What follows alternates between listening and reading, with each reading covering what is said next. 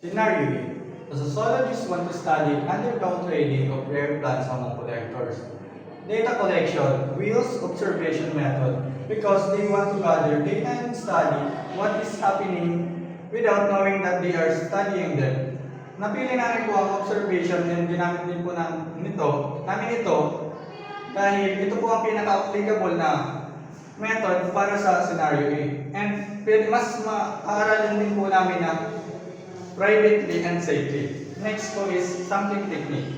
We use snowball because rare plants are very hard to reach. Population with no public is. Dahil nga po illegal ang mga binebenta, mas mahirap din po makahanap ng respondents. Strength and possible weaknesses. Strength, effective for hidden and secretive population. Weaknesses, result may be biased. Scenario F. A market researcher wants quick opinions about a new product from people currently shopping in one. Method. Interview and questionnaire. Because the researcher wants quick opinions from people who are currently shopping in one. Napili namin ang method itong interview and questionnaires para makakuha kami ng opinion sa mga tao na mamasyal sa mall. And sampling techniques. Convenient sampling. Because the researcher collects data from people who are easily available and willing to respond inside the mall. Convenient sampling kasi ini-interview namin kung sino yung willing or gusto and kung free sila na interview namin. Strengths. Fast and easy to conduct. Low cost, suitable for getting quick feedback. Weakness. Possible bias since only mall shoppers are included. Scenario B. Implement social media usage on the mental health and display patterns of teenagers age 13 to 18 in your province. Method observation. Because we can see and prove that the social media is affecting their mental health and display patterns. Observation ang ginamit namin para malaman kung totoong nakaka-apekto ang social media sa mental health. Sampling technique. Systematic sampling. Because in this generation, adult teenagers 13 to 18 years old is addicted to social media. Systematic sampling ang ginamit namin dahil ang target respondent namin ay 13 to 18 years old na addict sa social media.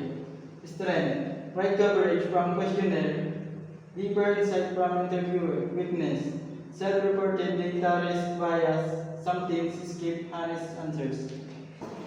Scenario H. Exploring the challenges faced by female entrepreneurs in starting a small business in rural areas of Ilocos region.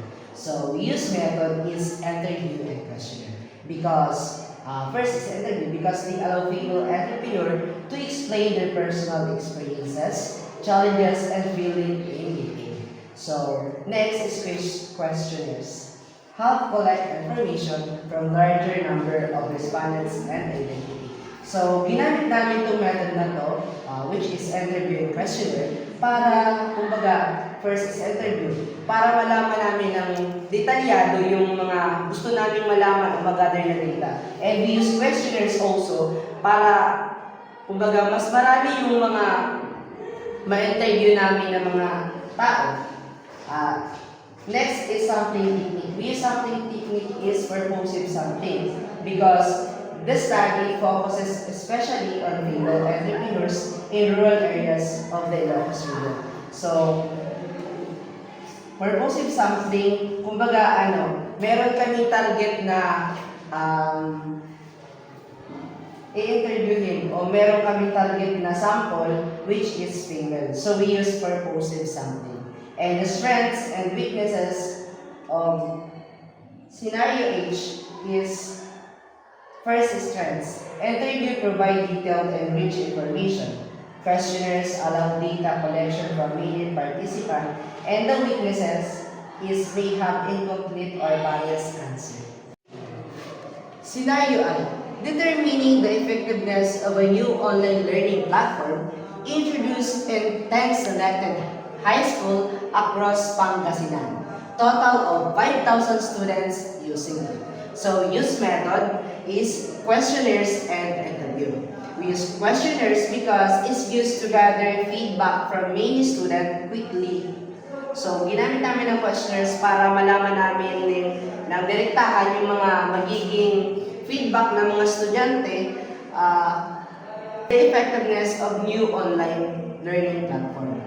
And we use interview with teacher to get deeper insights about student performance. So ginamit namin ang interview para laman namin kung yung nagiging performance ba ng student sa school is mabuti or hindi, o maganda or hindi maganda.